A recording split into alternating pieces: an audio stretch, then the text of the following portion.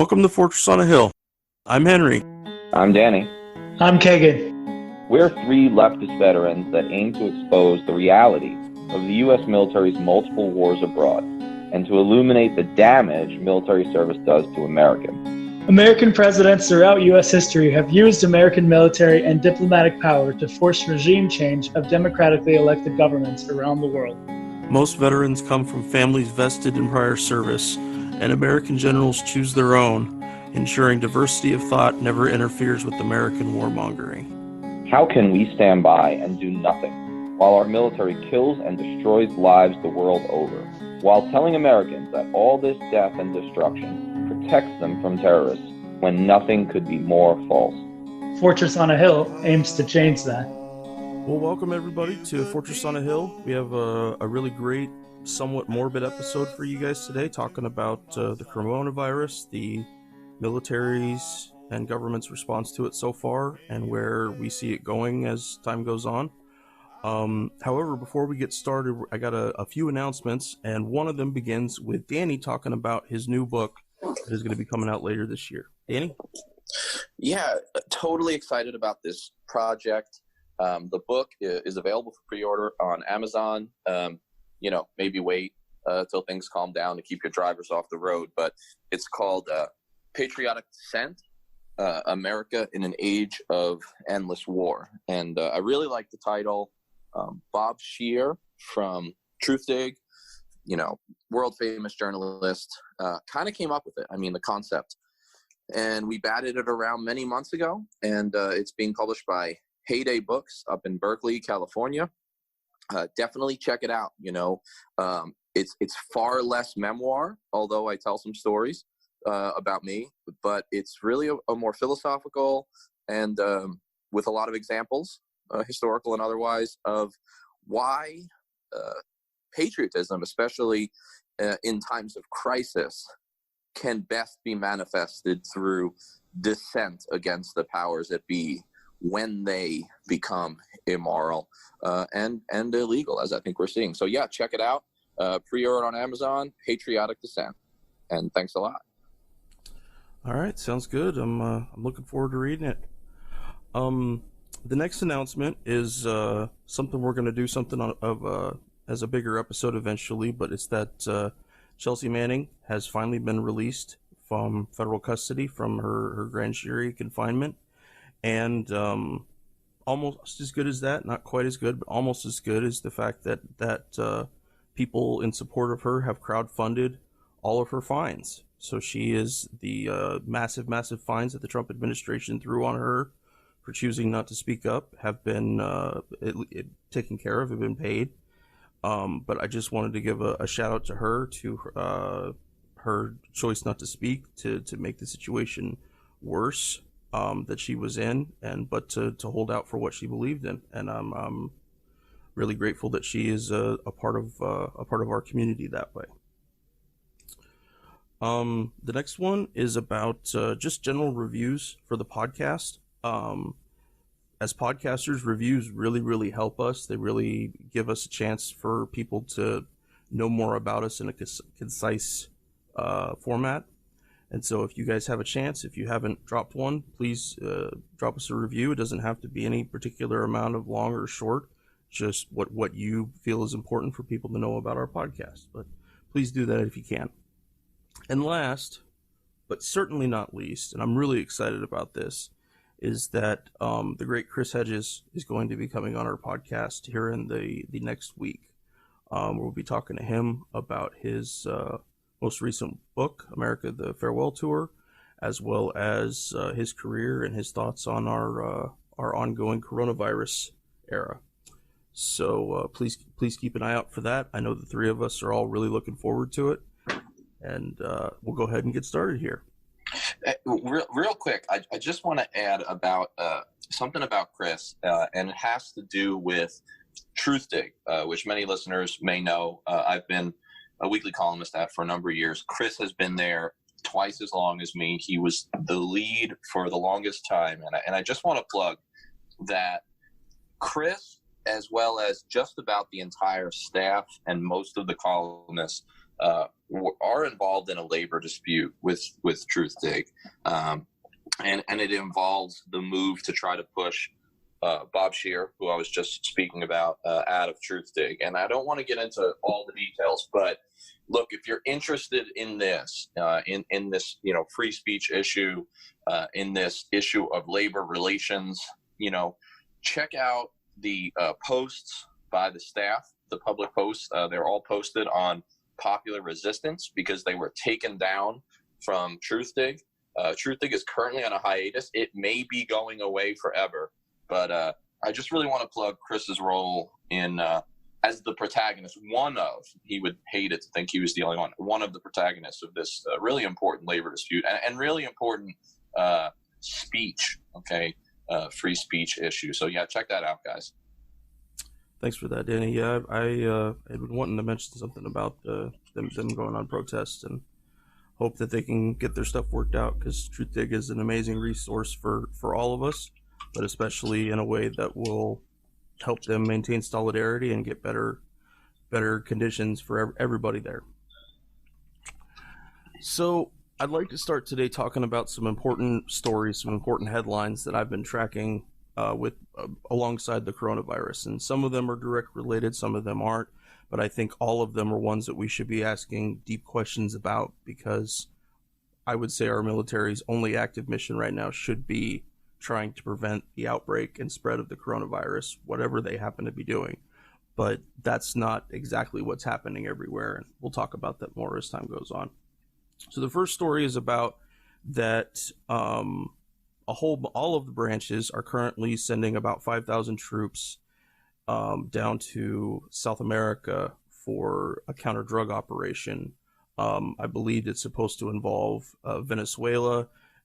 For those keeping up in the news, Nicolas Maduro was recently, what was the rating? It was a terrorist drug rating of some kind that he was given, that Venezuela is responsible for certain outbreaks of drug issues. I didn't read about it very deeply, but anyways, I don't know that this is the best use of 5,000 troops right now where our country is sitting right now. It seems like a pretty fucking big mistake, but something to think about.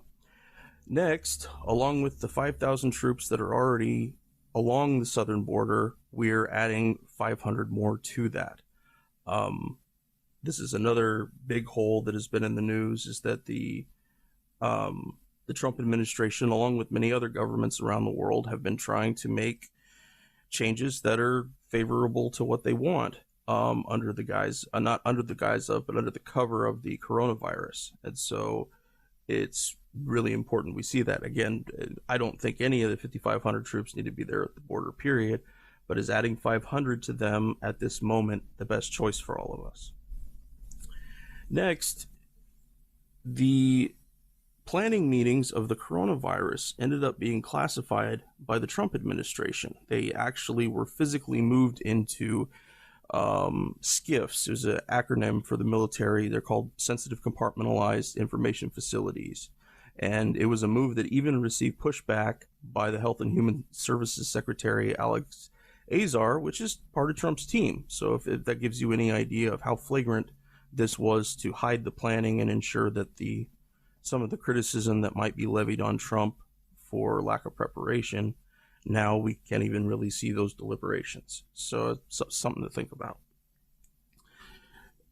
Next, the current CDC director, Robert Redfield, has a really, really deep history of controversial opinions.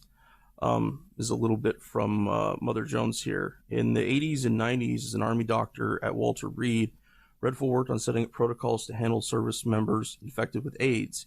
Even by the standards of the era, when much was still unknown about the virus, his suggestions were very controversial. He advocated quarantine infected soldiers, spreading their diagnosis across the chain of command with little concern for their privacy, and investigating their sexual histories. The following is an intro for a book that Mr. Redfield wrote on the same epidemic. Quote, "It is time to reject the temptation of denial of the AIDS/HIV crisis, to reject false prophets who preach the quick fix strategies of condoms and free needles, to reject those who preach prejudice and to reject those who try to replace God as judge. The time has come for the Christian community to confront the epidemic. Redfield also named about the breakdown of family values and increasing number of single-parent households as key factors responsible for the spread of AIDS.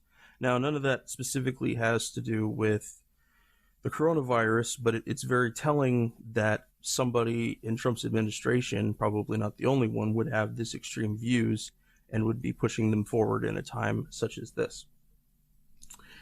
And the last headline I have before we talk about a little more meat and potatoes here is about censorship of what's really happening with the military right now in terms of their numbers of infection. Up till, I want to say, about 10 days ago, maybe 2 weeks, DOD was giving people fairly relatively clear numbers. You're able to see which commands might have had a soldier or two come up positive. They are now only giving infection number by overall service and other demographics. They're trying to cease any releases that would show the actual location of a soldier within their combatant command. So all we're going to be able to find out from now on is the Army has this many, the Navy has this many, etc.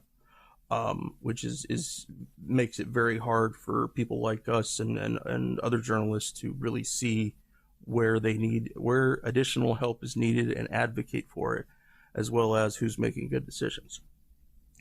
So to start us off for today, I wanted to talk about the USS Theodore Roosevelt. And for anybody following the news, it is an aircraft carrier that about a month ago came to a screeching halt in Guam because they knew that they had infected sailors aboard and they weren't certain exactly how to handle it. And following that, the commander of the USS Theodore Roosevelt sent a memorandum to his command, not to the media, to his command, regarding their current effectiveness to continue missions.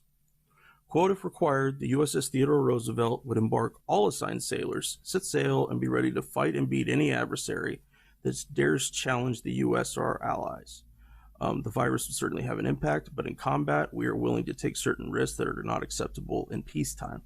However, we are not at war, and therefore cannot allow a single sailor to perish as the result of this pandemic unnecessarily. Now, he acknowledged that he received new guidelines from the Navy and the CDC to quarantine his troops in a barracks-type setup. He made it clear that no one on the Theodore Roosevelt can actually quarantine, quote, due to a warship's inherent limitations of space. The spread of disease is ongoing and accelerating, end quote. And keeping in mind, 5,000, that's how many people are supposed to be on that aircraft carrier right now. Next in his letter, he discusses how he feels the Navy is inappropriately focusing on testing when quarantine and isolation is the only way to ensure that it doesn't spread following infection. Quote, testing merely confirms the presence of the virus.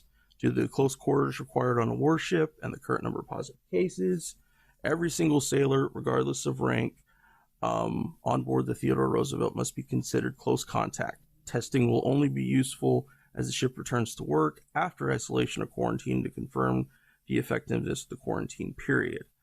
The COVID-19 test cannot prove a sailor does not have the virus. It can only prove that a sailor does. As an illustration, the first 33 sailors on board the Theodore Roosevelt, of the first 33 diagnosed with COVID-19, 21%, 7 of those 33 infected sailors were negative on a test.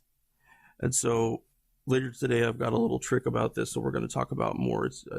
I'm calling it, I didn't name it this, but I just found it, calling it Schrodinger's virus, but we'll come around to that in a little bit. So they're now trying to work out how the ship's going to be evacuated, where all these sailors are going to be housed or quarantined at the time. I have zero idea how that could affect the civilians who live and work on Guam, along with the indigenous citizens of Guam. Ordinarily, Navy procedures would have sailors remain in the ship for their own protection, like having to go to port somewhere dangerous or if major combat operations are happening. In this case, that normal instinct to have sailors remain on the ship to protect them is possibly making all of them sick. Now, that's to say nothing of Guam's medical capacity. I messaged my younger brother, who was a submariner stationed in Guam, to ask him about exactly that, And he said there is a new Navy hospital there.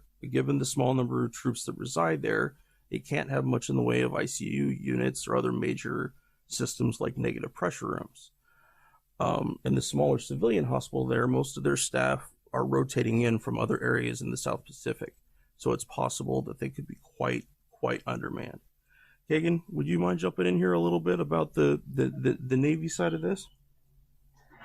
Sure.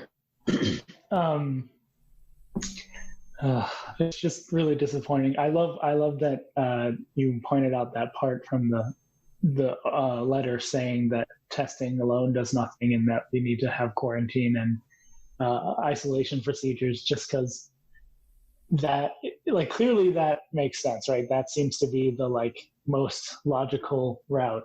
But it's hard. It seems to be hard for the Navy to decide about what needs to be, what is considered essential operations and what isn't. And I mean, I read a letter from the CNO, which is the Chief of Naval Operations, the other day that he put out yesterday. And he basically just said the same line that we hear all the time of, we need to be ready to fight any adversary, but also continue, but be aware of our vulnerabilities to this virus. So he basically said nothing, and just a big thing of toe the line, but also we need to protect ourselves. And a lot of it was very, individual, what individuals can do to protect themselves, and what commanders of ships or bases can do. But we all know the easiest way to stop this is to just stop doing things. And again, the military never considers that to be an option, even in the middle of this. And, especially when you have a carrier, like you said, it's 5,000 people, you have people in really close quarters because it's a ship and you're trying to cram a bunch of people in there. So there's no fucking way you can quarantine people inside of the ship. So it's just, I don't know. I'm just really disappointed in how, again, the most basic question of what do we actually need to do in the middle of this as far as operations go, and what do we not need to do, is still never even being considered. That we're continuing to try to act like it's business as usual when this is clearly not the case. One of the things that's, you mentioned that there's 5,000 folks, give or take, on an aircraft carrier this size.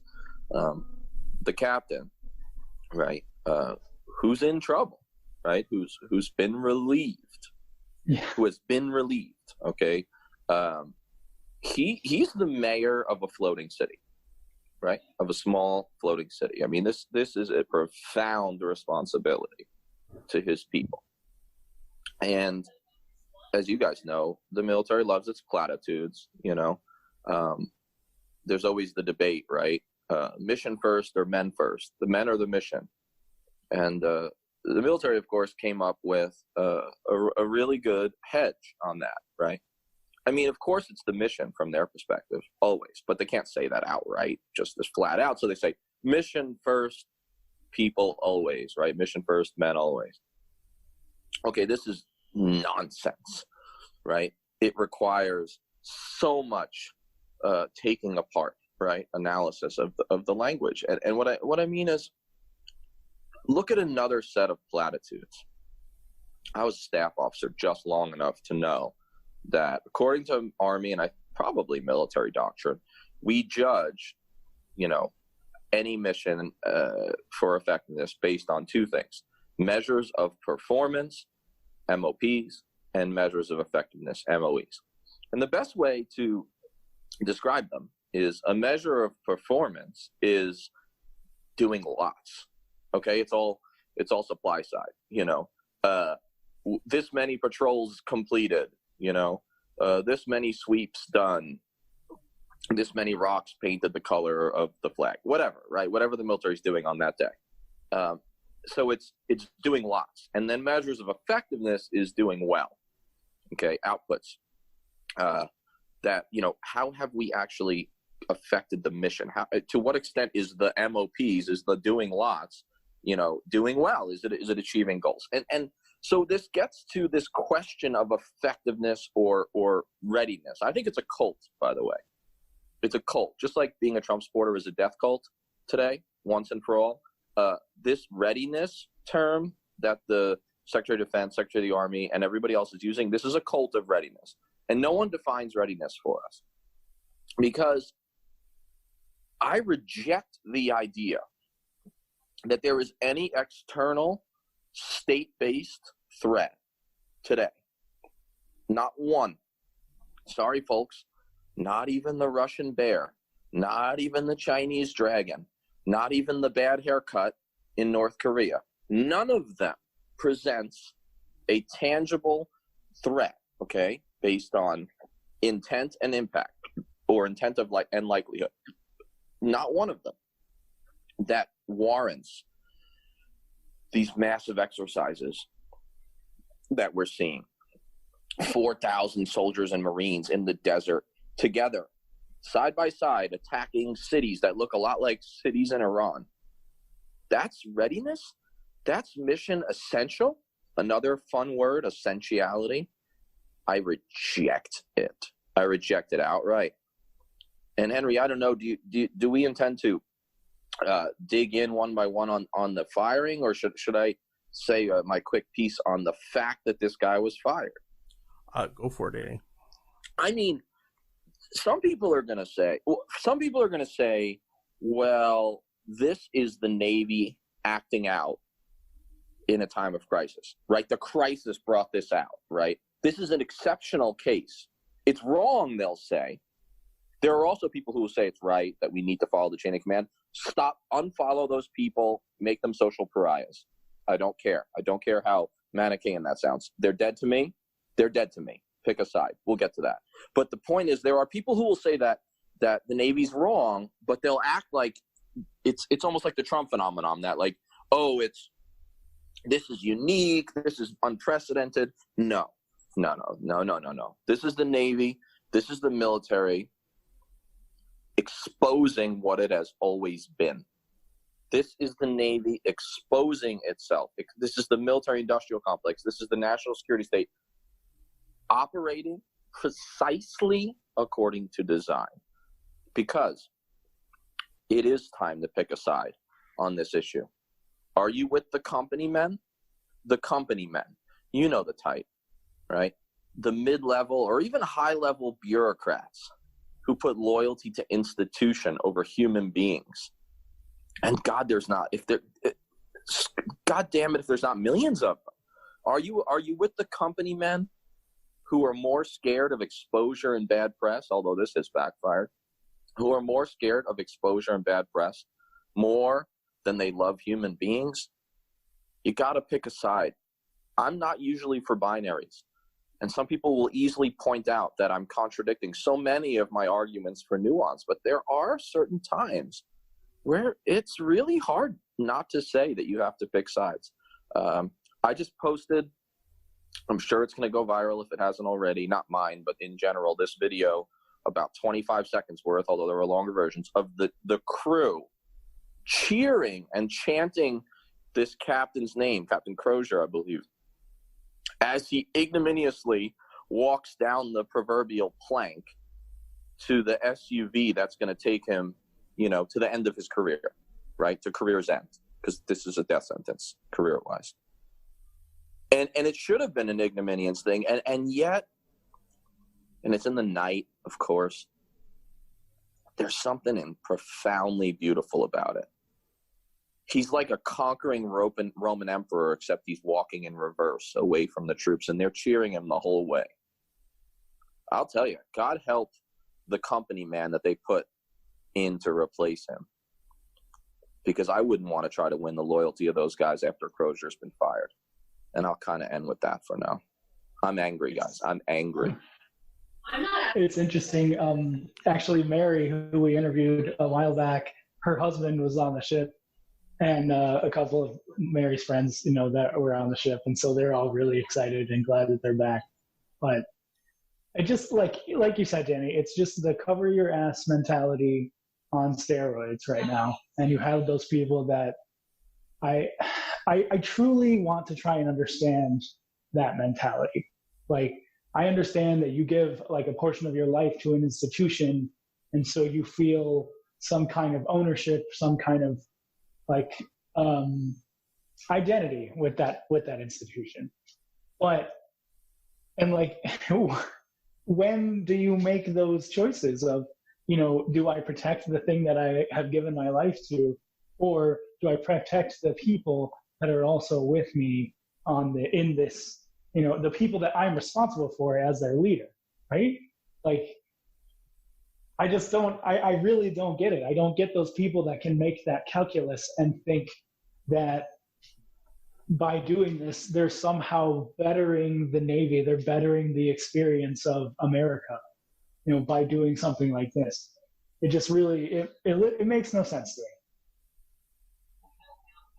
I think this got me reminded of those videos from Secdef Mattis drinking venom when he was in Thailand. I don't know, maybe 2 years ago now.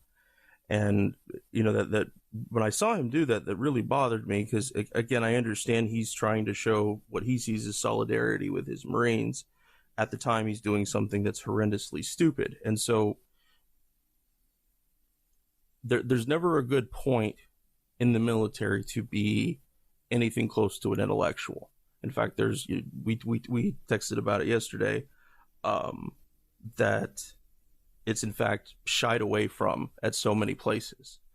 And once you get far enough up the chain, because you spent all that time not asking those active questions, not asking the bigger Danny type big picture questions, that they're just closed off. There's no way that they can offer anything close to leadership. But that's the thing, is that it's a duality part, because, you know, Mattis being, what was he, the fucking warrior monk, right? The guy that was supposed to be really, really learned in everything he did, which we learned through experience was obviously false. That it's such a ravenous community against anything that looks like being an intellectual, and it gets snapped off. And part of that is in here. You know, Trump's the strong man. Trump's the guy that said, you know, that they go to war with the troops that they have. Oh, excuse me, that was Rumsfeld. Sorry, I'm mixing up my neocon dumbasses. Okay, I think I got my thought out there. Well, you know, I mean, I agree with you. Let's be honest. Intellectualism is a liability for a professional military career. It's a liability. You advance as an intellectual type in spite of, not because of, your intellectual rigor. And the people that, look, there is a great, profound pulling of the collective wool over America's eyes. There is snake oil being sold to us ever since David Petraeus became a national household name. And that is, we are supposed to believe the sleight of hand that intellectuals are running the army. That something profound happened, something remarkable happened in 2006 and 7, where the intellectuals won, right? This is the Petraeus, you know, myth story, the origin story. Yeah. But people like Mattis, the warrior monk, and McChrystal, the Spartan monk, I just came up with that because, I mean, look at him, and he ran like 18 miles a day, and he looks like Skeletor. But anyway, and Petraeus and all these guys, the idea was that they're intellectuals. They are faux intellectuals. They are smart. They are educated. Okay? That does not mean that they are of true intellect or that they're deep thinkers. Mattis brags about his books. He doesn't have much of a personal life, okay, in the traditional sense, which is totally fine. But his books are supposedly like the love of his life, like mine are, right, in a way, outside of my kids. But he's reading the wrong books, folks. He's reading the wrong books. They masquerade grand tactics, which isn't even a thing. I'm being facetious. They're masquerading tactics as grand strategy. They only ask how questions not if or should questions. How questions, not if or should questions, right? So a how question for the faux intellectuals that are supposedly running our military is, how do we defeat the Taliban? Just for one example. Should questions or if or can questions go like this. I'm a 4-star general in charge of an entire war in an inherently political position, whether we admit it or not. Always is, always will be. Right? I'm the governor of a province of the empire. I am a governor general in the Lord Mountbatten role. Okay? Inherently political. An if question is, or a can question is, can we defeat the Taliban? Going a step further is, should we be in Afghanistan even trying to defeat the Taliban? Is it a existential enough or real enough threat?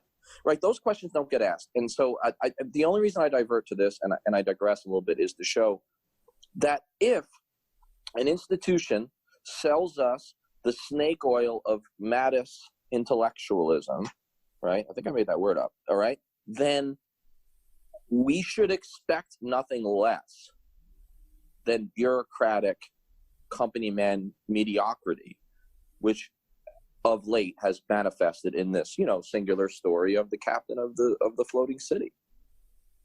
I mean, I sit at home thinking about this until 3:40 in the morning, so I understand if it comes off a little esoteric, but I think it's inherently important to even ask these questions, and I guess that's my point. No, it's one thing I thought of, and I'm sure you guys both have great amounts of experience with this, is that the military, and especially the Army and the Marine Corps, have kind of the market cornered on dirtiness, we'll say. And by dirtiness, I just mean lack of general cleanliness, because soldiers fucking stink. It's just a reality of the life they live in, and also that they come to the military without having any good grooming habits, and the military certainly doesn't give them any. But in terms of that, in terms of, Danny, think about the stinky guys that you dealt with. We had a guy on my first deployment that he had to sign out on a log and go shower every single night and sign back in with his team leader. But is anybody looking at the very basic parts and saying to them, we can't be this right now? Like what we're talking about, Danny, we even if we thought we could do the mission before, right now we can't. And they're not even going to ask basic questions like that. They're not even going to, are these assholes actually going and washing their hands thoroughly? That they're, that those that might have symptoms might throw on a mask. Can you imagine how much hell an ordinary Marine or soldier, or even sailor, even you, Kagan, for wearing a mask and caring about your health? That it's pushed that far down. That's the lack of logic that all of these guys have to live with, and their leadership has the same deficiencies as well. And I mean, those people, because they get like people just laugh at them, right? They don't really like try to help them change their habits. I mean, if they have like maybe some good NCOs, or somebody like a peer that's like, hey dude, like fucking shower, like we had a kid like that in my school, in my training school. Like my roommate or my friends were roommates with this kid that didn't shower at all, and like he would just come from PT and like change from PT into his uniform and then go to class like that. Yeah. And you're just like, what the fuck? And then, I mean, I've heard some really nasty stories of people on ships and like some really, really gross stuff that like I will not repeat here. But like, needless to say, like nasty shit happens all the time, especially when you have young people that maybe don't, like some people don't think about that stuff, or they haven't had to. And yeah, like you said, it's no one asking that question of, what are we ensuring people are following these guidelines? Like, should people have to mandate, times if they're going to be on a ship? I think everybody should have like bathroom breaks and like washing hand time, on the middle of a watch. It's like, all right, we've got this amount of time to do your job, but like you have to go wash your hands at this point. Like, I mean, just if we're going to have people continuing to do operations, then we need to have things in place, like firm SOPs in place to be like, all right, we're going to follow these guidelines. But it doesn't look like they're really doing that. They're just kind of, I was just looking through the nav admin about the virus and like what they're trying to do. And it's basically just the same shit that they've been telling everybody else, but there's no real like benchmarks for how to make it better. And there's no real specific things that they're saying, okay, we're going to do this and we're all going to do that. So yeah, I don't know. I mean, there's no, come on guys, we have to be clean right now. It's that you fuckers don't know how to be clean in the first place. And granted, the cleanliness is always a thing for soldiers. But in an epidemic, it just becomes something different. But when people, they will, if they're willing to break quarantine, if they're not willing to maintain space, which we're hearing stories about, they're still doing full formations of physical training for people on post, everybody coughing and sweating together and sharing whatever germs they happen to have. And troops share a lot of stuff. They share cigarettes, they share spitters, we share cars with each other. I saw another article that talked about that it might have been the guys in the 101st, because they sent a whole bunch of them out to the field. And the immediate question I had is, how the fuck is the field cleaner than being back at post? Yes, it might allow them to isolate a certain extent. And then how do you create anything close to a quarantine out there? It just, there is no thought process for these kind of situations other than the shit that is nailed into somebody over and over again, center mass on the target, shooting your rifle, or other things that just get nailed into you. Well, and a lot, I mean, it's one thing if there's, well, it's already a problem if they're sharing a small tent, but relatively small, tin-sized tent or whatever. But yeah. I mean, think about this, when the Army reversed its order to cease most training, it reversed that order. And then it went ahead, the military, because it was a joint with the Marines, went ahead and did this 4,000 soldier and Marine, mock war with Iran, along with the Emiratis and the UAE, right, in the desert. Like, and then one of the culmination of what I read of that exercise was seizing an Arab world city or a Persian world city, because I'm sure that Iran is the target. Yeah. Well, those of us who were in ground forces, right, Henry? I mean, the 4-man stack that clears a room, of which I'm sure there were hundreds or scores in this mock city, you literally, 4 men stand touching one another, as SOP to charge into these buildings to clear the most dangerous infantry mission, clearing a building.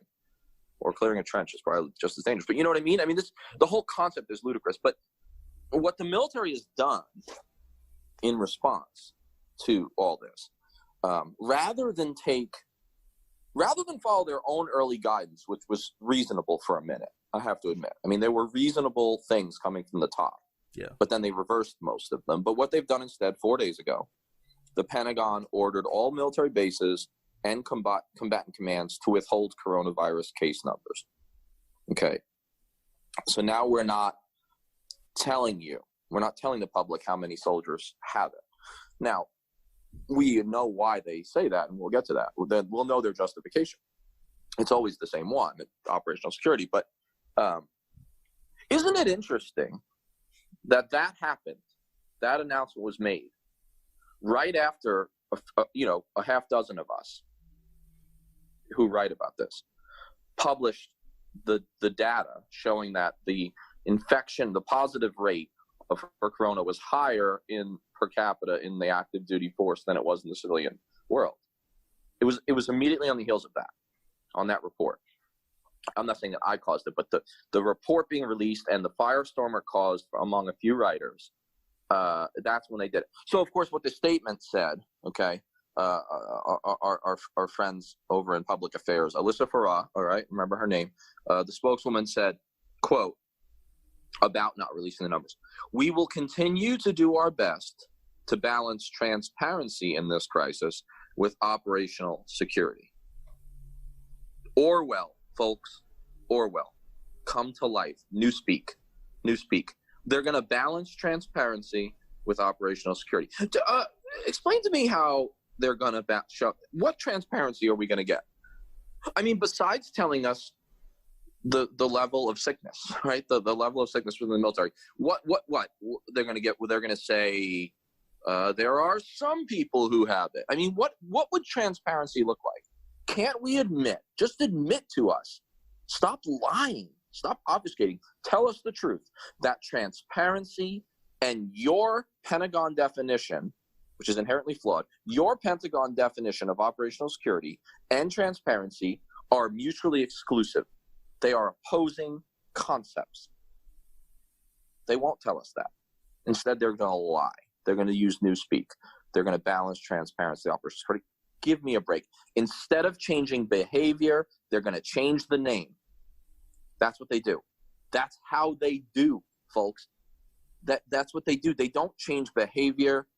They change what they report. And in case folks think that this is a corona-specific problem rather than the system operating as designed, as I propose, then I point you to the fact that 2 years ago, the Pentagon ordered its own Inspector General for Afghanistan to cease releasing the numbers of Afghan soldiers and police officers killed in the war with the Taliban. One could argue the single most instructive statistic in that war. Why? Because that statistic tells us whether the government that we have propped up can sustain itself and win. Because the whole mission or the whole concept, the whole strategy, I should say, is to hand over to the Afghans, right? And it's a question of how long that's going to take. We will only know if the Afghans can win or maintain the status quo even if they're not losing more soldiers than they can produce. It's a simple math problem. Now, what we knew is that for the 2 years previous to that change of policy, the Afghans were losing more than they could produce, significantly so. Instead of changing strategy, they classified the data, right? They classified defeat, folks, and they're doing it again. It's of a piece with the institution's design. That's my point. Sorry, I was stuck in my thought. Oh, no worries. I mean, sometimes I just, I'm so eloquent that there's really nothing to say. Just a drop the mic moment. I get it, guys. So, let's move on to talking about tracking down potential cases here in the States. We haven't seen specifically,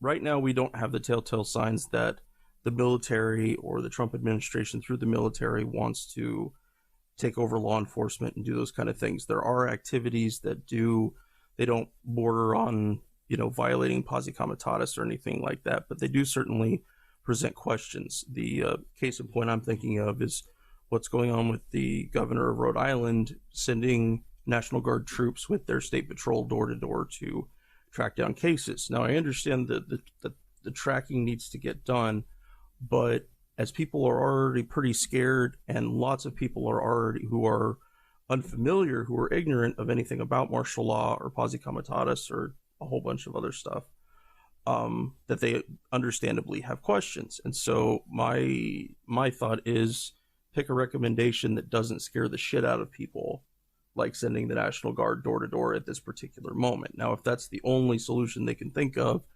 something has to be done for them to track down those cases.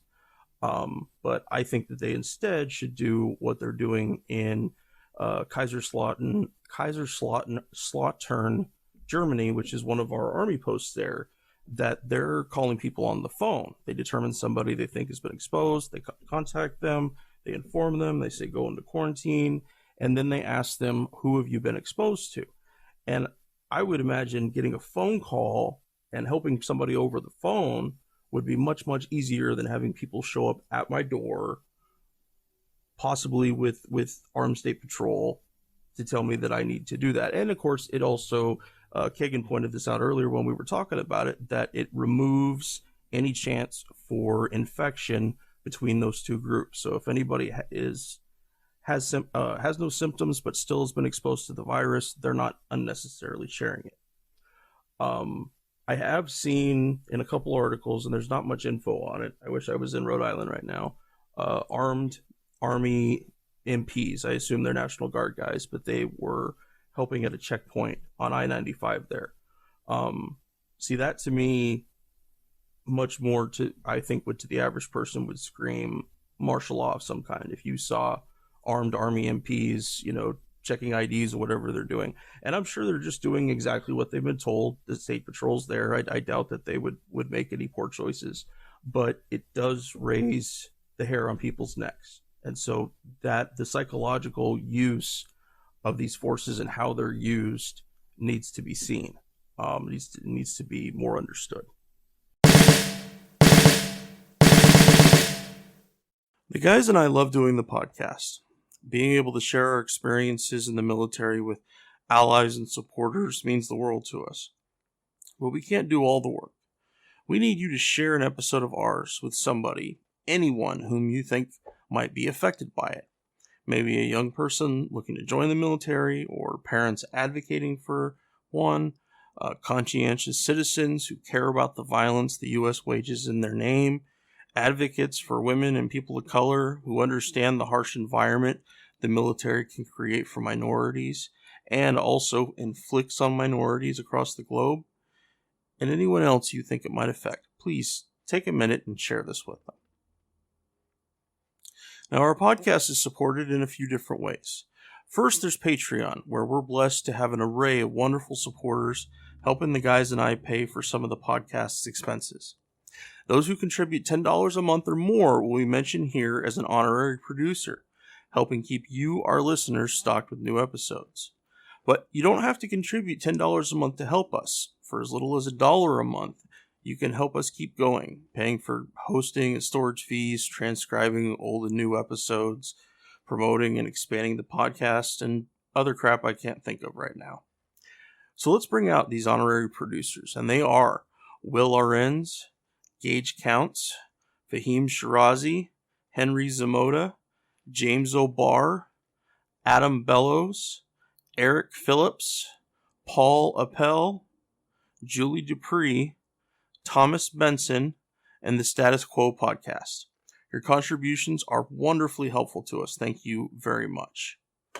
However, if Patreon isn't your style, you can contribute directly to us through PayPal at paypal.me/Fortress on a Hill. Or please check out our store on Spreadshirt. The great Bill Krapinski did an awesome job designing our first shirt, which you can find at shop.spreadshirt.com/Fortress on a Hill. Check for promo codes before you order. And now, let's get back to the podcast.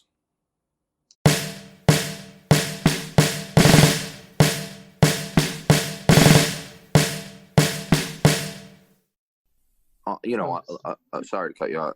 I just brief on this issue. I think transparency, real transparency, is the best possible thing. I mean, how do you avoid conspiratorial thinking? Stop acting conspiratorial. I mean, yeah.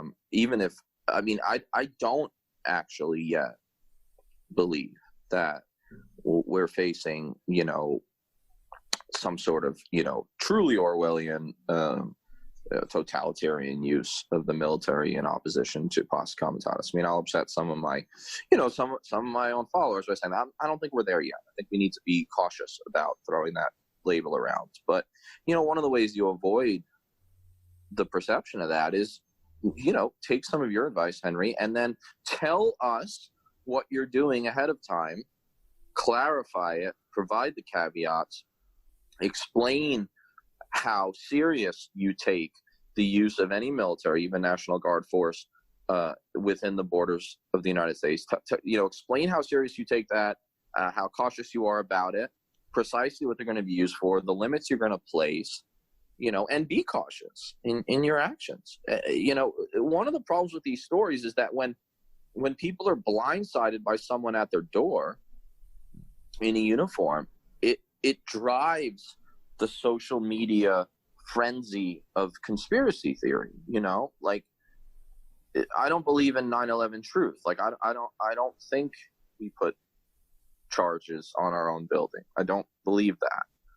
But I completely understand why there are so many 9/11 truthers, because there has been a lack of transparency about so many aspects, right? The Saudi papers, for one example, so many aspects of the 9/11 attacks. And also, we acted so conspiratorially ever since 1979 in Afghanistan in terms of working with these people and then lying about it and working with the people who became Taliban and Al-Qaeda.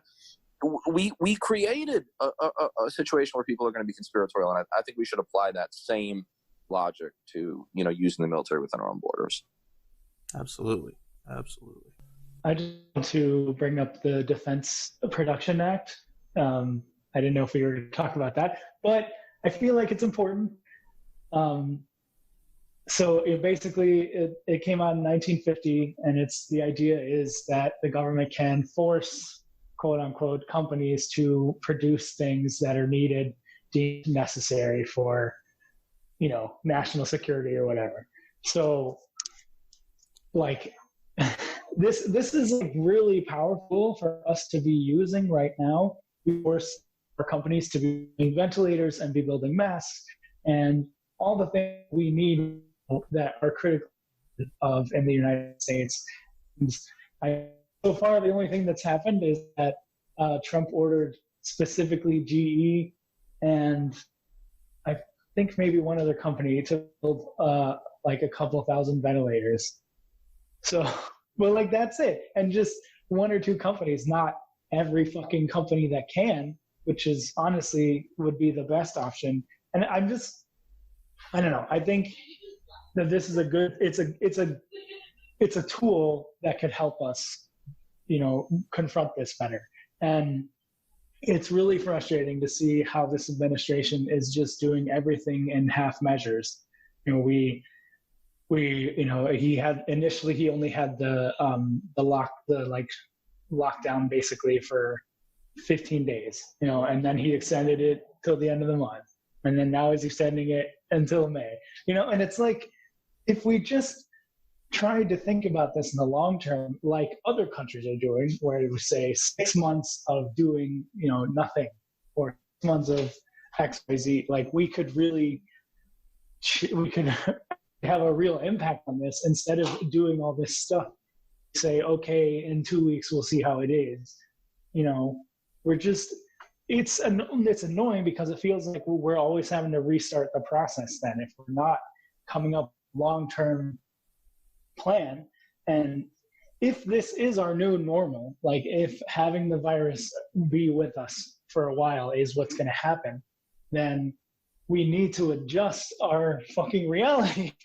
We can't keep thinking that we're going to go back to business as usual when that's clearly not the case anymore. And we either need to adapt to it or we're going to suffer. And unfortunately, it looks like we're in the latter case because the administration and the federal government has left so much of the ability to react on the states. And then they're also having to compete for resources. It's like we're doing this in the worst fucking way possible.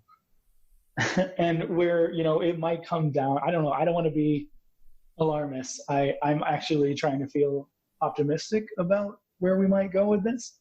But, if things get worse and things deteriorate, then we're going to see even more drastic actions taken. And it's definitely not going to be to protect people.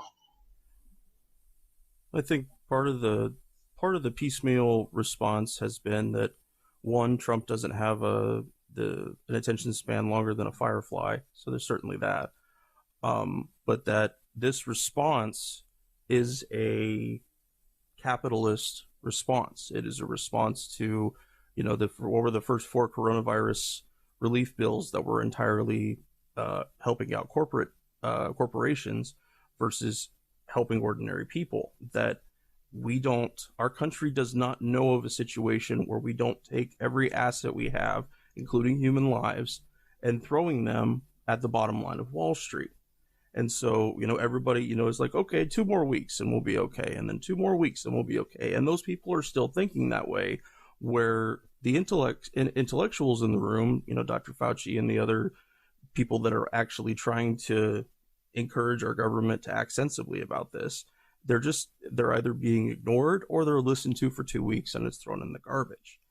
And, like the fact that any kind of a public health system to respond to this, that America just doesn't have it. We don't have anything like that. We have little vestiges of it here and there, but it's just not there. And that is entirely by design. Yeah, I mean, absolutely. Here, I mean,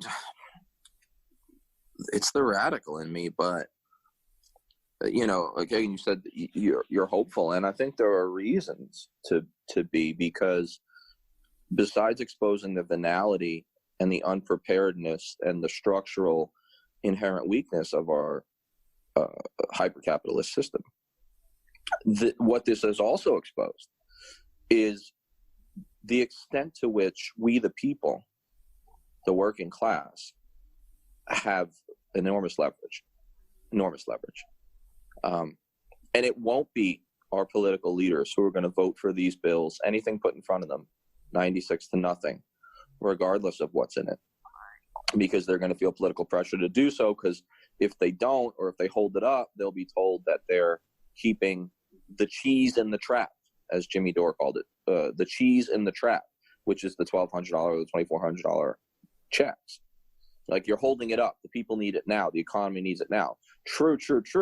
But in the people will vote for things that end up being big corporate giveaways in the process. We did the same thing in 2008. We haven't learned the lesson because no one wants to learn that lesson. I mean, that's just the reality. But this leverage of ours is demonstrable.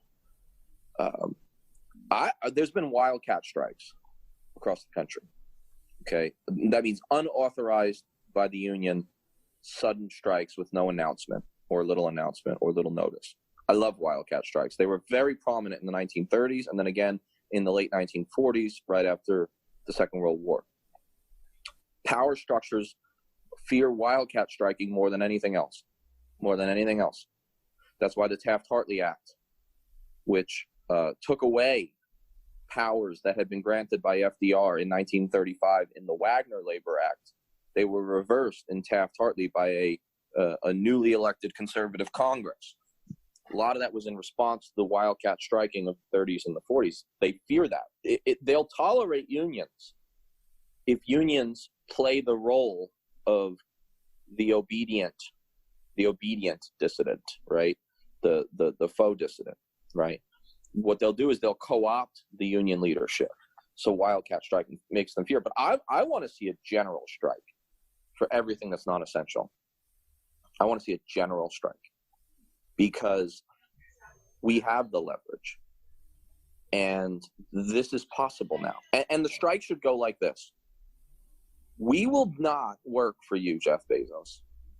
We will not work for you with your $100 billion any longer unless our representatives in Congress demand universal health care. Take it, not ask for it, right?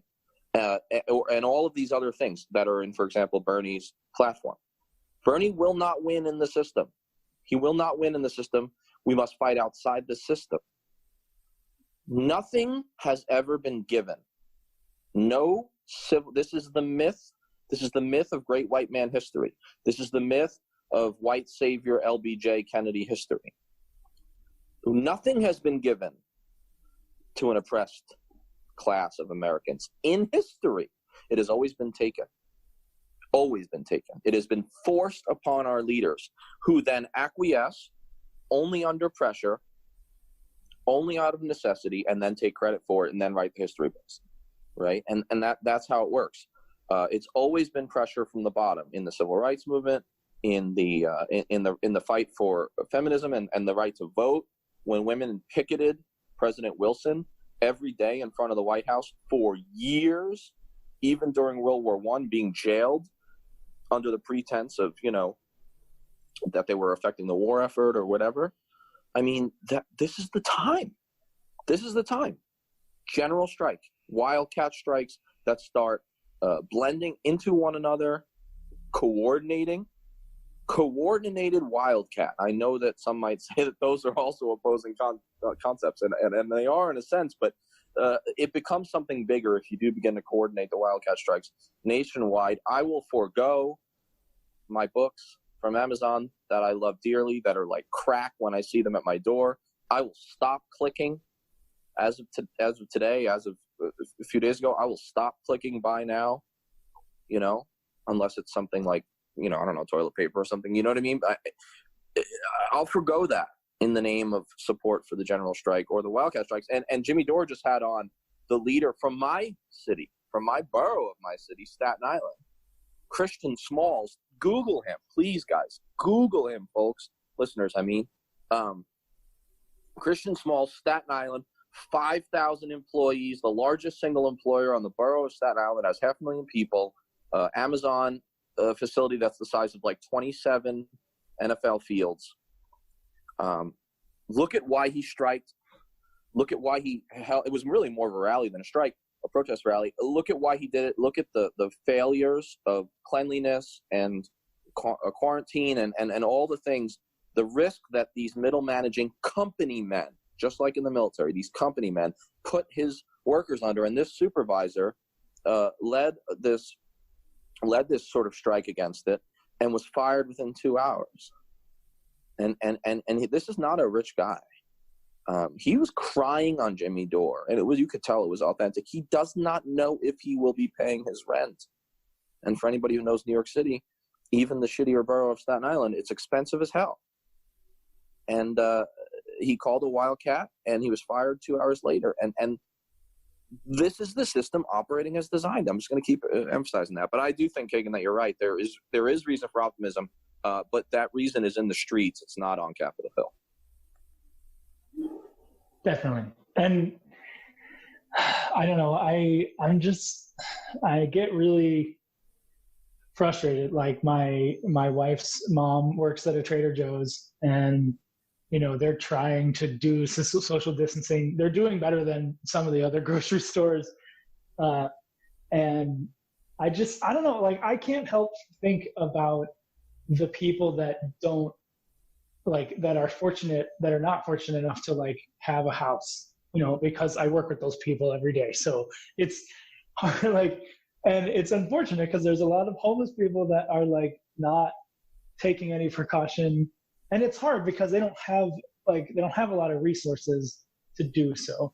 But we're seeing cities kind of scramble and try to find ways to fix, to help. But like, I don't know if you saw the thing in Vegas where they had taken the event center parking space and created like social distancing blocks for their cots, basically, for them to sleep outside. And meanwhile, there's 150,000 fucking hotel rooms in Vegas that are empty, completely empty. And it's just so frustrating that like we can't, maybe like people can sort of put some pressure and try to get them to do something. But like, you think the owners of those hotels are going to be like, I mean, we tried to do that here in my county where we were going to any of the motels that have outdoor doors, right? So like all their doors are outside. I mean, that seems to be the more cleanly option, I guess, right now. And so we went around to all of them to try and find, who is going to allow us to because we have these vouchers to put homeless people into motels, and only one or two of them accept it. And it's like, what the fuck? Like, you have no business right now, and you're still saying no?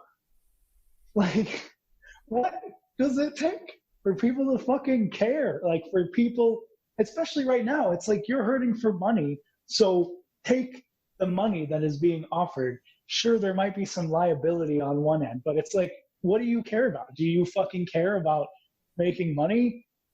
or protecting your business or whatever. I don't know. I don't get it. And it's been really hard for us to try and get people to, break outside of these boxes right now. I think it's like, if this drags on for another month, which it will, we're really going to have to start to make some of these bigger changes. And we're going to hear the same stuff that we always hear of, oh, we couldn't have perceived this. We couldn't have expected that this was going to happen. It's like we always knew this was going to happen. We always knew there was going to be another pandemic and it was going to be bad. But people don't want to listen to that, especially when their bottom line is on the table. I mean, I like the idea of just taking the rooms. I'm not saying you should do this, but think about what you can do. I mean, think about what you can accomplish. I really like when stuff is out in the open. I prefer totalitarianism to like Brave New World Huxley stuff, right? So I prefer Orwell to Huxley. I don't want either, but I like it better when they expose themselves. And I also like that when you expose the inhumanity of systems, you have the potential, at least, it can be bloody, but you can, which is horrible, but you can expose a system and in the process you can challenge it and sometimes overturn it. And so that's what getting the dogs sicked on those African-American teenagers in Birmingham accomplished, right? They went in the streets and refused to not sit at the counters and refused to follow the polite laws of segregation. And they knew, I mean, the documents are there. They were martyring themselves, knowing that Bull Connor would fall for the bait, right? He was the police chief and a monster of Birmingham. They knew, they chose Birmingham because there was a Trump type, an overt course type in charge of the police. And they knew Bull Connor couldn't resist sicking the dogs and the fire hoses on them.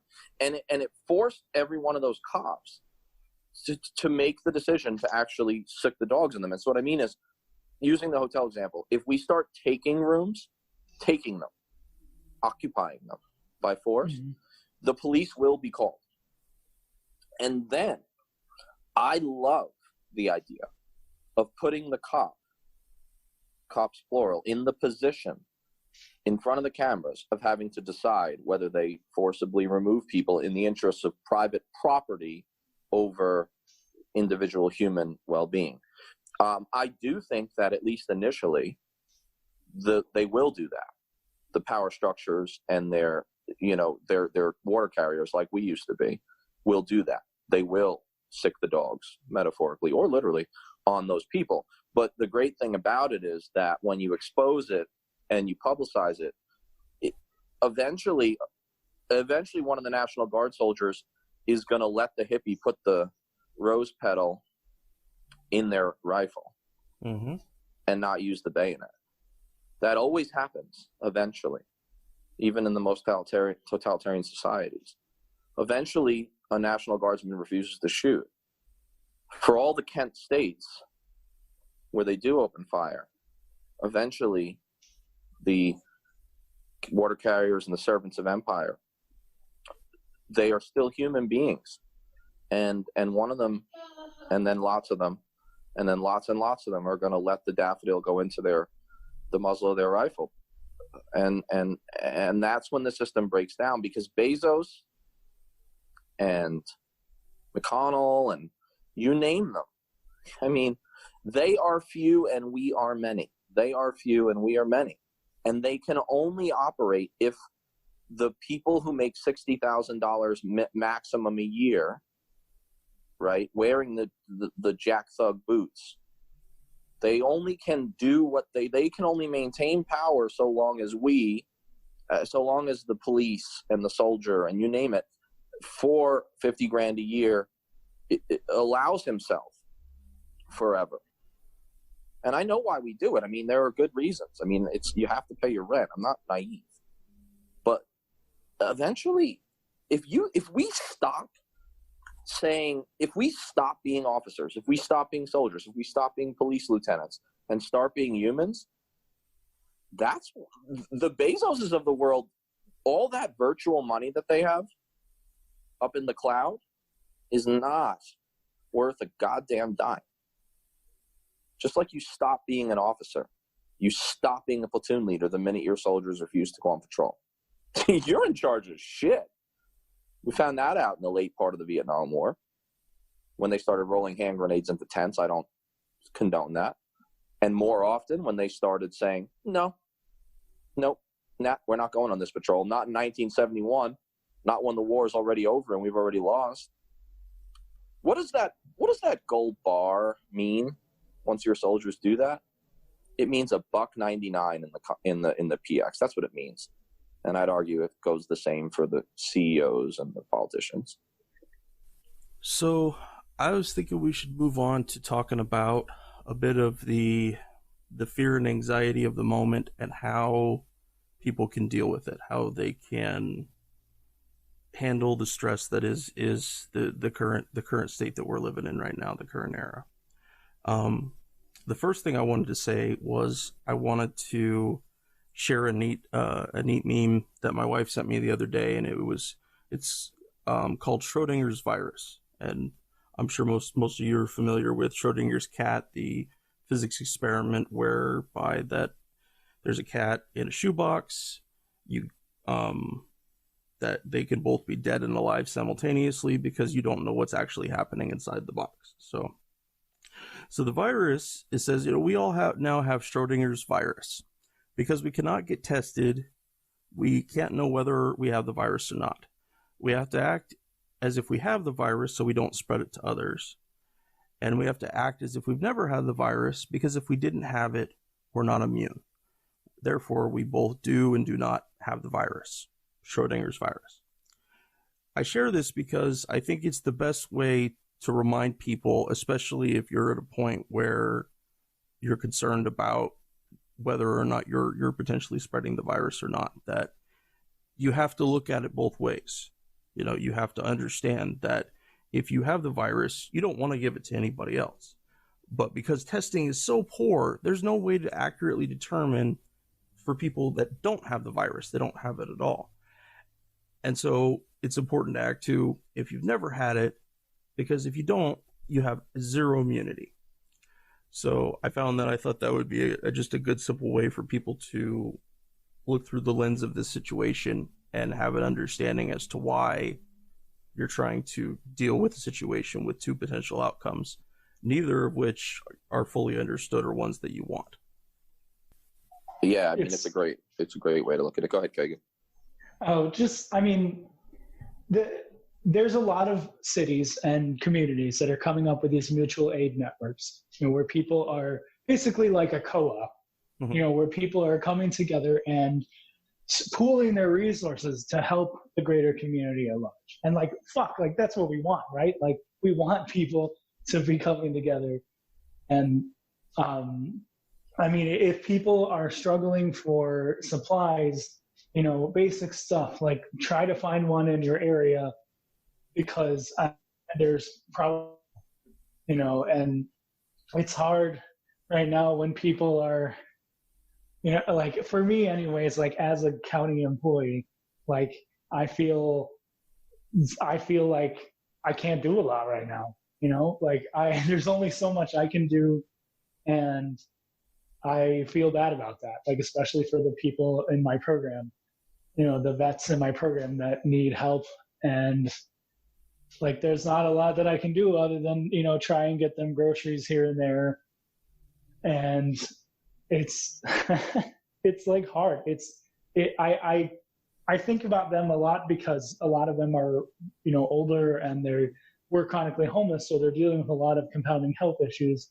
And I've already had like a couple people in my program pass away, but like I'm expecting that more of them are gonna pass away because of this. And that you guys know it's never good when that happens and you don't really know how to deal with it. You always think about, could you do more or less? And I think a lot of us are going to have that experience, like as a country. And I hope that through this like shared tragedy, that we'll be able to come together more. And like, so those aid networks, they're not just going to go away. when this starts to recede.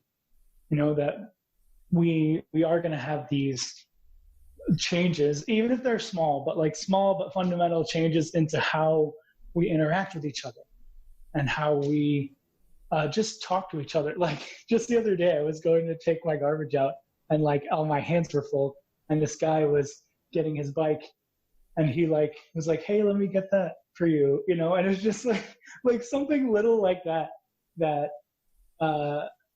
that was really nice. Like it was really profound. It was like there are people, especially when we're all so isolated, there are people still wanting to make small connections, and I think that those little things are really going to mean a lot to us as humans going forward. Yeah, I mean, it sounds small, but I mean, Bobby Kennedy called them the ripples of hope, and I know how trite that all sounds, but I mean, it's real. Folks are saying hello to each other. Folks are being decent in small ways that I've been seeing every day, and something strange has happened. I'm happy these days. I mean, not because I don't take what's happening seriously, but can be a dark person, and I've had some really just rough patches in my life where I was down on the human race, and it's come out in the pod a number of times, and I do believe intellectually a lot of that stuff, but I've been happy recently, and I think a big part of it, besides having my kids around me, is just sort of seeing some of this goodness in the world. And I've been using him a lot recently because I've always been obsessed with him, and he just seems more appropriate than ever. But Camus said in his book The Plague, his very famous novel that he wrote, in I think the late 1940s, he said that it may sound, I'm paraphrasing, but he said it may sound ridiculous, or it may sound illogical, but it goes to this point of what you're saying. Since you never know in an absurd world, because he was the absurdist philosopher, since you never know if you're going to get the plague in his book, or if you have corona today, since you never know that, and you can't control it and all that, he says the only way to fight the plague is with decency.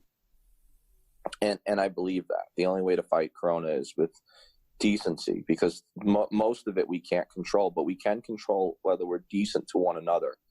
And what we're seeing from the power structures, military, corporate, political, is that they are not choosing decency. And they are not choosing decency the same way that the people on my block are. Not because of just power corrupting and absolute power corrupting. No, because systemically, these institutions are built, they're designed not to be decent to the common person, even to their own employees or soldiers or sailors. I mean, but there is decency in the world. People are fighting it with that. Kagan, you're doing it in a real way, well beyond what I am and probably what Henry is. And I think that that's important. And I do think that Camus' rejoinder applies very well to that meme, Henry. Act like you've got it, act like you haven't had it, all that. And then, okay, well, how do you respond? Well, you respond with the medical prudence of trying not to spread it, and you respond with the human prudence of being decent. And that's the best thing that any of us can do. And if we model that behavior at the bottom, and we demand that behavior from the top, and we take that, if necessary, not through shooting cops in the street, but if we take that by moral and physical force of our bodies in nonviolent protest, then something will come out of this, something positive. So I made a quick little list here of just a couple ideas I had for things people can be doing right now, even at home, to both handle the situation, to help with your own mental health, but also to do something to change our outcome here. And one is, and I'm going to start this myself, is I'm going to start advocating for better government in different ways, that send more letters and emails, things that are non-physically required to talk about the things that we're talking about today, but do it as much in our online capacity, Twitter, Facebook, etc. I'm going to do my best to protect my loved ones, but also try to be there for people that are just nearby. Like, your neighbor helping you with your garbage kicking. That's a really cool thing. Very simple human thing, and it helps people so much. If you see troops, if you deal with any troops, if any troops come to your door, ask them questions, basic questions. Who are you? Where are you stationed? How's it going? They don't want to be there any more than you guys want them there if you happen to see them. I'm not trying to say that something worse with our military couldn't happen down the line, but the vast majority of troops on the street, National Guard guys, are away from their families, and they're probably as afraid of as you are of contracting this, if not more so because of their additional exposure. I don't know that their presence will be entirely positive, but I think that we should give them at this moment a little bit of the benefit of the doubt. But yeah, just be positive, keep your loved ones close, help somebody if you can, and ask those troops about what they're up to. I've been when I do have to go outside, I'm really grateful that I still have, my creative outlet of playing guitar. I still am taking lessons, so it's nice because that my teacher can still be open. So yeah. I've been giving him more money because I can. My wife and I are both fortunate to be able to work remotely, so we're trying to help out our friends and the community and people that need it because we're fortunate enough to continue to have a paycheck.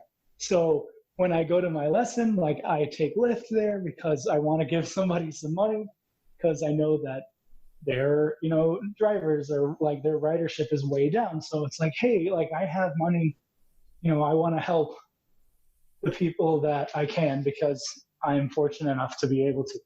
But I don't know. It's I feel like that's a sentiment that a lot of people have right now. And I think that's going to continue as well. It's not just going to go away.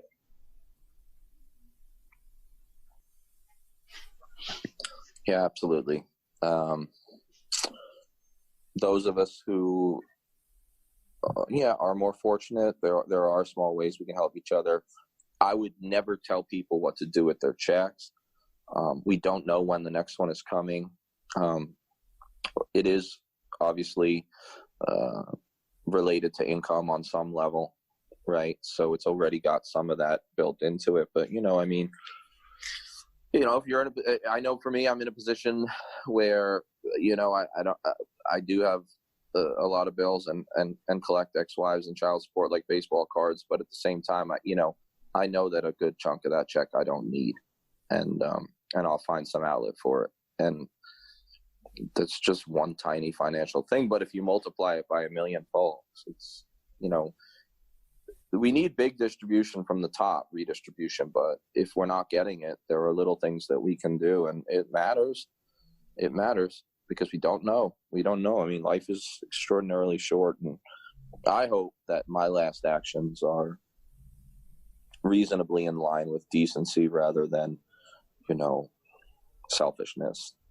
So while I am flawed and selfish and self-righteous like any other human, I really hope that I can model the right behavior however long my life is, and I think, I'm young and healthy and it probably will be long, but there's always a bus with your name on it. And I think that, theoretically, and I think you need to live to some extent in accordance with that. There's one subject that we should go over real quick just before we close up here for today, and that is what is happening in hotspots around the globe as far as the weight of sanctions and the weight of destroyed infrastructure is making for places like Yemen that is already dealing with an outbreak of cholera, for places like Somalia, for Afghanistan, for Iraq. Keep these people in your thoughts. Keep them in your prayers if that's your thing. Because what little we do have here in the States, they don't have over there. We're choosing right now. Iran is just absolutely wrecked with coronavirus right now, and yet we're dialing up our sanctions instead of dialing down in a time when I think mercy and peace would be called for more than any other. And hats off to all of the anti-war organizations, different ones that have come out saying that this is the time for a global ceasefire. This is a time to say we're going to stop, at least for now, and let people deal with the horror of the virus by itself. Because while it's certainly horrific in its own right, having to deal with living in a war zone, surviving with your children, having no food to eat, having whatever downfall that may have come from American activities there, that they certainly need our thoughts and prayers if we can offer them. Yeah, I wrote extensively, too much in terms of word count for popular resistance. I called the article Epidemic Exacerbation, and it's like a history of, the United States. It's not alone. Other countries have done it, but the United States profoundly affecting previous virus epidemics through its sanctions and through its bombing and blockades. And, the empire is being tested. It's being given the empathy test as we speak, and sanctions are the litmus test. And we've been found wanting, as would be expected. But it doesn't have to be that way, because, again, we can collectively demand within this United States, but also globally through solidarity, like you said, an immediate moratorium on sanctions. And I think that in addition to the basic decency of it, which is the main reason to do it, something really interesting would come out of this. And it's it's an experiment I'd like to see us try, because we've never tried it before.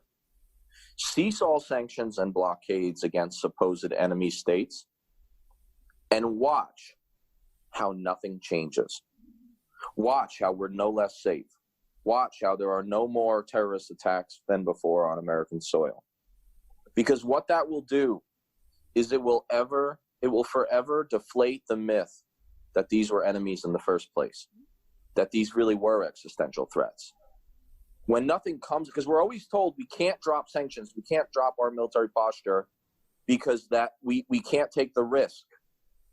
Well, let's take this profound pandemic and take the risk for reasons of decency, but then let's benefit from the strategic information we receive as output, which is that these, and it's conjecture, but I'm so sure I'm right. I mean, I'm always sure I'm really sure I'm right, that nothing will change, which will demonstrate once and for all what so many of us in the anti-war movement have been saying, that these threats have always been inflated or made up.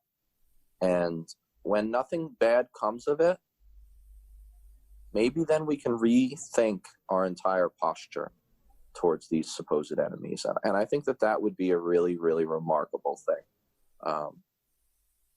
I don't have optimism, but I have hope. I'll say that.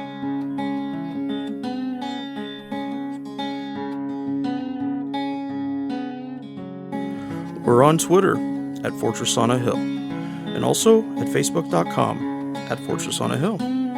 You can find our main blog page and our full collection of episodes at www.fortressonahill.com. iTunes, Stitcher, Google Podcasts, Patreon, Spotify. You name it, almost anywhere you listen, we're already waiting for you. And hey, we're always in the market for more Patreon supporters. Please consider becoming a patron at patreon.com. And if you're not into giving us a monthly payment, think about giving us a couple bucks on PayPal. The link is in the show notes. Skepticism is one's best armor. Never forget it. We'll see you next time. I hope you'll pay attention. I will not